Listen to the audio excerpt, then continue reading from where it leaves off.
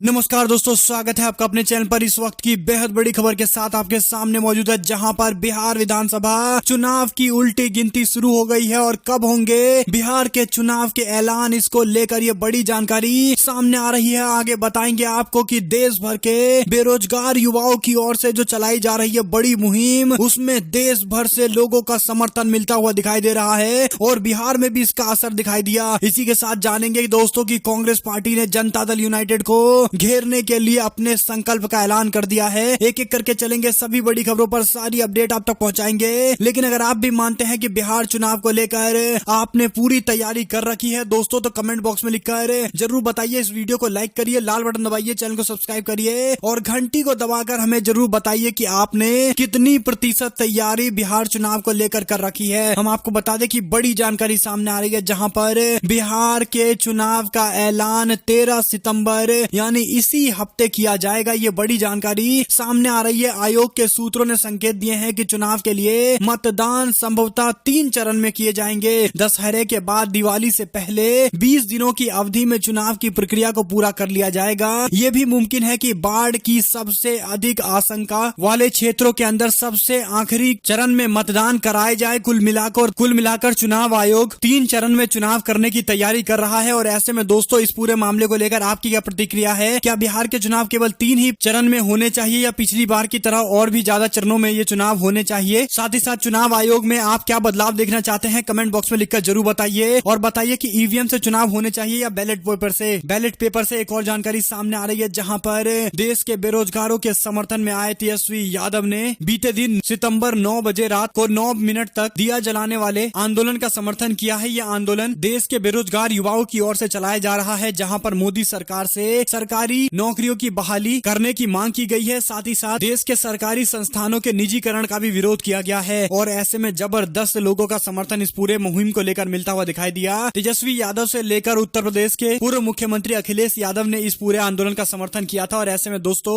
एक और जानकारी सामने आ रही है, जहां पर मोदी सरकार के शासनकाल में अप्रैल से लेकर अगस्त यानी अप्रैल, मई, जून, जुलाई, अगस्त 4 महीने के अंदर देश में 2 करोड़ 10 लाख लोगों की नौकरी चली गई है, जो वेतन भोगी थे, जो लोग सीधे तौर पर ऑर्गेनाइज सेक्टर में काम करते थे, जिनको पैसा सैलरी महीने के हिसाब से मिलता था, उनकी संख्या 2 करोड़ से ऊपर है, जो बेरोजगार हो गए हैं। और ऐसे में जो लोग असंगठित क्षेत्र में काम कर रहे थे, उनका डाटा तो सरकार के पास है ही नहीं। कुल मिलाकर देश के अंदर बेरोजगारी चरम सीमा पर पहुंच गई है और बिहार के अंदर ऐतिहासिक बेरोजगारी के आंकड़े सामने आ रहे हैं, जहां पर 45% से ज्यादा युवा बिहार के अंदर बेरोजगार हैं। और ऐसे में दोस्तों, एक और जानकारी की माने तो कांग्रेस पार्टी ने मध्य प्रदेश के चुनाव को लेकर पार्टी के दफ्तर के बाहर पोस्टर लगाया कि बिकाऊ नहीं टिकाऊ चाहिए, मोटू पतलू का पोस्टर लगाकर सिंधिया को टारगेट किया गया है। दरअसल दोस्तों, ज्योतिरादित्य सिंधिया के द्वारा कांग्रेस पार्टी का सरकार गिराए जाने को लेकर ये जानकारी सामने आ रही है, जहां पर कांग्रेस पार्टी सीधे तौर पर ज्योतिरादित्य सिंधिया पर हमलावर है। ऐसे में एक और जानकारी की माने तो तेजस्वी यादव बिहार चुनाव के ऐलान का इंतजार कर रहे हैं, जिसके 2-3 दिन के अंदर ही सीटों का बंटवारा भी हो सकता है। इस तरह की खबरें भी सामने आ रही है और एक साथ सभी सीटों का ऐलान कर दिया जाएगा। पूरी रणनीति बन चुकी है, किस तरह से चुनाव लड़ना है, किस मुद्दे पर चुनाव लड़ना है, केवल चुनाव के ऐलान का इंतजार किया जा रहा है। एक और जानकारी की माने तो कंगना को समय नहीं देने की बात करने वाले मीडिया को कांग्रेस पार्टी ने घेरते हुए कहा कि जो मीडिया चैनल ये पूछ रहे हैं कि कंगना को समय नहीं दिया गया, वो ये बताए कि लॉकडाउन से पहले करोड़ों लोगों को मोदी जी ने लॉकडाउन लगाने से पहले समय क्यों नहीं दिया। सीधे तौर पर कांग्रेस पार्टी का निशाना गोदी मीडिया पर भी है, जो दिन रात मोदी सरकार को बचाने के लिए काम कर रहे हैं और उनकी खराब नीतियों को जनता से छुपाने के लिए दिन रात कोशिशें कर रहे हैं। खेड़ा ने, कांग्रेस पार्टी के प्रवक्ता पवन खेड़ा ने ट्वीट करते हुए कहा कि अभी कुछ चैनल पूछ रहे हैं कि बीएमसी ने कंगना रनावत को ऑफिस में अनियमितता होने के कारण निर्माण को हटाने के लिए समय क्यों नहीं दिया। ये वही चैनल है जिन्होंने प्रधानमंत्री से एक बार भी नहीं पूछा कि करोड़ों भारतवासियों को लॉकडाउन करने से पहले क्यों समय नहीं दिया गया, और एक जेन्युइन सवाल पूछते हुए दिखाई दे रहे हैं पवन खेड़ा। और एक और जानकारी सामने आ रही है, जहां पर बिहार चुनाव से पहले भीम आर्मी के प्रमुख चंद्रशेखर की एंट्री बिहार चुनाव में हुई है, जहां पर उन्होंने हुंकार भरते हुए कहा कि नीतीश और बीजेपी को हराने के लिए किसी भी दल के साथ गठबंधन करने को तैयार है। इशारों में उन्होंने बताया है कि किस तरह से महागठबंधन को मजबूत करते हुए दिखाई देंगे, क्योंकि बिहार के अंदर महागठबंधन में सीट बंटवारे में कुछ सीटें ऐसी रखी जाएगी जो बसपा और कुछ अन्य पार्टियों को दी जाएगी। ऐसे में देखना होगा कि क्या भीम आर्मी पार्टी के राष्ट्रीय अध्यक्ष चंद्रशेखर आजाद की पार्टी को भी आरजेडी महागठबंधन का हिस्सा बनाती है या नहीं बनाती है। दोस्तों, आपकी क्या राय है? क्या उनको महागठबंधन में हिस्सेदारी मिलनी चाहिए या नहीं मिलनी चाहिए? आप कमेंट बॉक्स में लिखकर पर जरूर बताइए। और एक और जानकारी सामने आ रही है जहां पर कंगना के बयान को लेकर कश्मीरी पंडितों ने अपनी नाराजगी जताते हुए कहा कि सब हमारे फायदे के लिए इस तरह का बयान देते हैं, हमारे लिए कोई काम नहीं कर रहा है। हम आपको बता दें कि कश्मीर के अंदर कई सारे लोगों ने अपने दर्द को जाहिर करते हुए कंगना रनावत के बयान का विरोध कर दिया है, जहां पर कंगना रनावत के ऑफिस को गिराए जाने के बाद वह इसे कश्मीर से हुए पंडितों के पलायन से जोड़कर उदाहरण देने लगी, जिसको लेकर अब कश्मीरी पंडितों ने कहा कि उनकी कोई नहीं सुनता है, केवल उनके नाम की चर्चा करके राजनीति की जाती है। सीधे तौर पर दोस्तों भारतीय जनता पार्टी का जो कोर एजेंडा था कि कश्मीरी पंडितों को वापस से कश्मीर में भेजेंगे, तकरीबन 6 साल सरकार चलाने के बाद अभी तक ऐसा नहीं कर पाए हैं और केवल भाषणबाजी कर रहे हैं। और एक और जानकारी की माने तो नीतीश कुमार के 7 निश्चय के जवाब में कांग्रेस पार्टी ने 5 संकल्प जारी किए हैं। पोस्टर जारी करते हुए कांग्रेस पार्टी ने समान शिक्षा, समान स्वास्थ्य, युवाओं को रोजगार, समान काम, समान वेतन, सभी पंचायतों में एक फूड प्रोसेसिंग यूनिट लगाने का वादा किया है और अपने संकल्प जारी किए हैं। वहीं पर भारतीय जनता पार्टी के नेता सुब्रमण्यम स्वामी ने भारतीय जनता पार्टी को अल्टीमेटम देते हुए कहा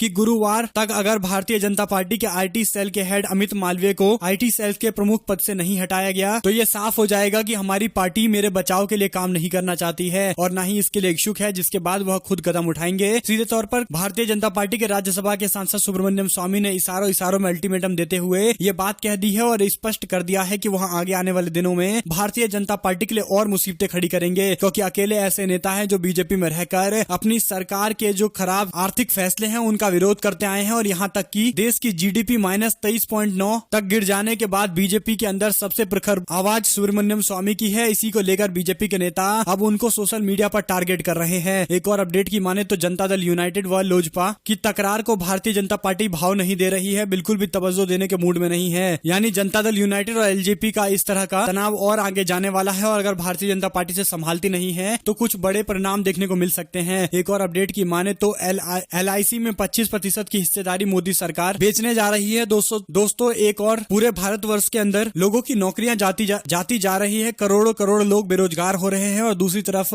देश की सर्वोच्च संस्थानें जो सरकारी संस्थानें हैं जिनसे सरकार को प्रॉफिट होता है उनको प्राइवेटाइज करने को लेकर मोदी सरकार दिन रात कदम उठा रही है, जिसका पुरजोर विरोध होना बहुत जरूरी है। और ऐसे में एक और जानकारी की माने तो तमिलनाडु के अंदर प्रधानमंत्री किसान योजना में 110 करोड़ का घोटाला हुआ है, 80 अधिकारियों को बर्खास्त कर दिया गया। हम आपको बता दें कि तमिलनाडु के अंदर भी भारतीय जनता पार्टी की समर्थित AIADMK की सरकार है और ऐसे में भ्रष्टाचार का मामला सामने आया है। इससे पहले उत्तर प्रदेश के अंदर प्रचंड भ्रष्टाचार की खबर सामने आ रही थी। और एक और जानकारी की माने तो सुशांत सिंह राजपूत के मामले को लेकर कांग्रेस पार्टी के नेता अधीर रंजन चौधरी का बयान, कहा भारतीय जनता पार्टी ने चुनावी माइलेज लेने के लिए देश के एक्टर को बिहार का स्टार बनाकर छोड़ दिया। उन्होंने स्पष्ट किया कि सुशांत सिंह राजपूत पूरे देश के एक्टर थे और उनका पूरा देश सम्मान करता है, लेकिन भारतीय जनता पार्टी चुनावी फायदे के लिए उनको केवल बिहार का स्टार बना रही है ताकि चुनाव में उनको फायदा मिल जाए। एक और जानकारी की माने तो उद्धव ठाकरे और शरद पवार के बीच में बैठक हुई है जिसमें कंगना मामले को लेकर दोनों नेताओं ने आपस में बातचीत की है। दोस्तों कंगना रनावत वाले मामले को लेकर शरद पवार ने अपनी टिप्पणी देते हुए कहा था कि इतना बड़ा कदम नहीं उठाना चाहिए था बीएमसी को, जिसके बाद अब सीएम उद्धव ठाकरे और शरद पवार के बीच में बातचीत हुई है और दोनों ने एक दूसरे से बातचीत के बाद इस मामले को सुलझा लिया है। और एक और जानकारी की माने तो उन्नाव रेप केस मामले को लेकर सीबीआई ने की पूर्व डीएम और 3 पुलिस अधिकारियों पर कार्रवाई की सिफारिश। बीजेपी के पूर्व नेता और विधायक कुलदीप सिंह सेंगर जून 2017 में बलात्कार के मामले को लेकर उम्र कैद की सजा हुई थी, जिसके बाद सीबीआई ने जांच के बाद ये जानकारी दी है, जहां पर पूर्व जिलाधिकारी और 3 पुलिस अधिकारियों के खिलाफ उचित कार्रवाई करने के लिए कहा गया है। यानी प्रशासन की तरफ से भी मिली भगत की जानकारी सामने आ रही है, क्योंकि इतने बड़े अपराध के अंदर फंसे व्यक्ति को इस तरह से बचाने की कोशिश की गई, उसमें सीधे तौर पर बड़े लोगों का हाथ होगा और सीबीआई ने इसे स्पष्ट कर दिया है। देखना होगा कि योगी सरकार इस पर क्या फैसला लेती है। और ऐसे में एक और जानकारी है जहां पर कंगना मामले को लेकर महाराष्ट्र के गृह मंत्री अनिल देशमुख को फिर से धमकी भरे फोन आने लगे हैं, उनको इस विवाद से दूर रहने के लिए कहा जा रहा है। ऐसे में दोस्तों एक और जानकारी की माने तो इस साल शिक्षा और रोजगार के अंदर मराठा आरक्षण का लाभ नहीं मिलेगा, सुप्रीम कोर्ट ने ये बयान दिया है, जिसके बाद मराठा